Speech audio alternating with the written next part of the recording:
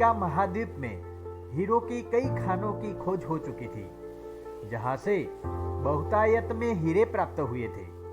वहां के एक गांव में रहने वाला किसान अक्सर उन लोगों की कहानियां सुना करता था जिन्होंने हीरो की खान खोजकर ऐसे अच्छे पैसे कमाए और अमीर बन गए।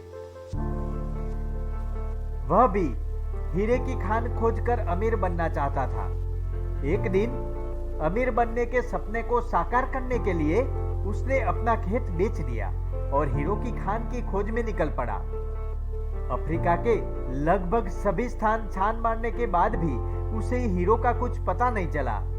समय गुजरने के साथ उसका मनोबल गिरने लगा। उसे अपना अमीर बनने का सपना टूटता दिखाई देने लगा। वह इतना हताश हो गया कि उसके जीने की तमन्ना ही समाप्त हो गई और एक दिन उसने नदी में कूदकर अपनी जान दे दी। इस दौरान दूसरा किसान, जिसने पहले किसान से उसका खेत खरीदा था, एक दिन उसी खेत के मध्य बहती छोटी नदी पर गया। सहसा उसे नदी के पानी में से इंद्रधनुषी प्रकाश फूटता दिखाई पड़ा। उसने ध्यान से देखा तो पाया कि नदी के किनारे एक पत्थर पर सूर्य की किरणें पड़ने से वह चमक रहा था। किसान ने झुककर वह पत्थर उठा लिया और घर में ले गया। वह एक खूबसूरत पत्थर था। उसने सोचा कि यह सजावट के काम आएगा और उसने उसे घर पर ही सजा लिया। कई दिनों तक वह पत्थर उसके घर पर सजा रहा। एक दिन उसके घर उसका मित्र आया। उसने जब वह पत्थर देखा तो हैरान हो गया।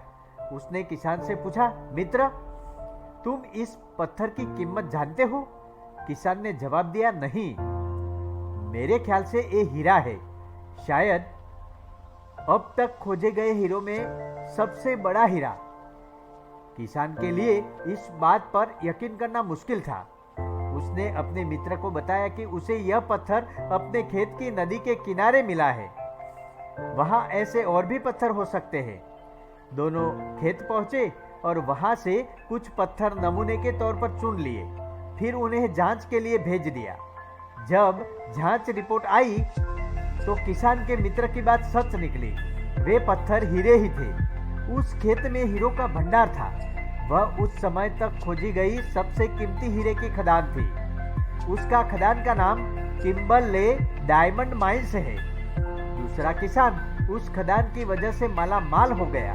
पहला किसान अफ्रीका में दर दर भटका और अंत में जान दे दी, जबकि हीरे की खान उसके अपने खेत में उसके कदमों तले थी। ऐसी नई कहानी सुनने के लिए समन्वय स्टोरी चैनल को सब्सक्राइब कीजिए। जय भारत।